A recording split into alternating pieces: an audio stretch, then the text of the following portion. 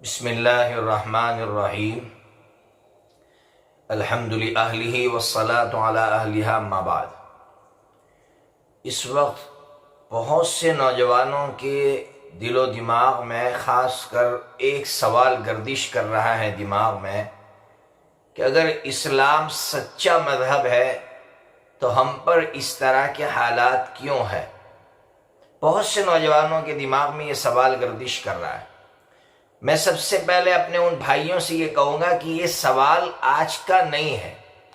آج سے 1450 سال پہلے جب قرآن مجید اتر رہا تھا تو اس وقت جو کفار تھے، جو اللہ کو نہ ماننے والے لوگ تھے، انہوں نے سب سے بڑی سازش ہی یہ کی تھی کہ انہوں نے مسلمانوں کے دل و دماغ میں شکوک و شبہات ڈالنے شروع کیے۔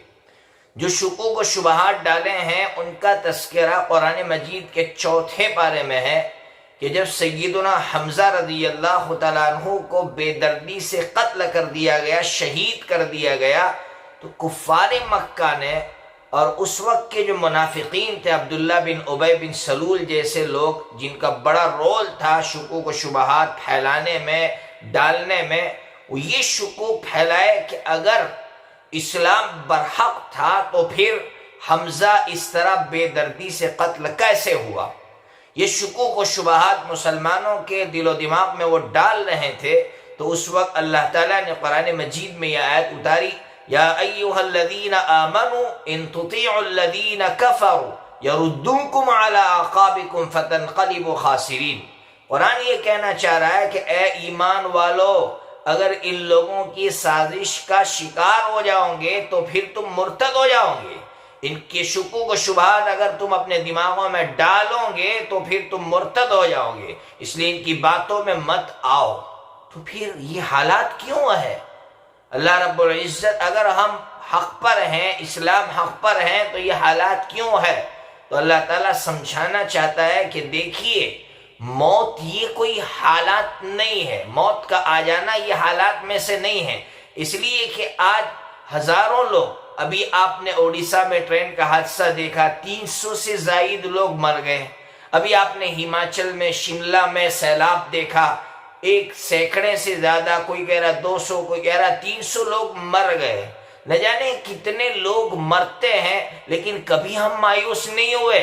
لیکن اگر کوئی اللہ کے نام پر مرتا ہے تو ہم مایوس ہو جاتے ہیں۔ تو اللہ تعالیٰ ہمیں یہ سمجھانا چاہتا ہے کہ موت کا آنا یہ حالات میں سے نہیں ہے۔ موت تو ہر کسی کو آتی ہے، کوئی حادثے میں مرتا ہے، کوئی سیلاب میں مرتا ہے۔ تو اب سمجھیے، اگر ہم اللہ کے نام پر مر رہے ہیں یا مرتے وقت اللہ کے قریب ہو کر مر رہے ہیں، اللہ کی رضا کے ساتھ مر رہے ہیں، تو پھر ہم حالات میں نہیں ہیں۔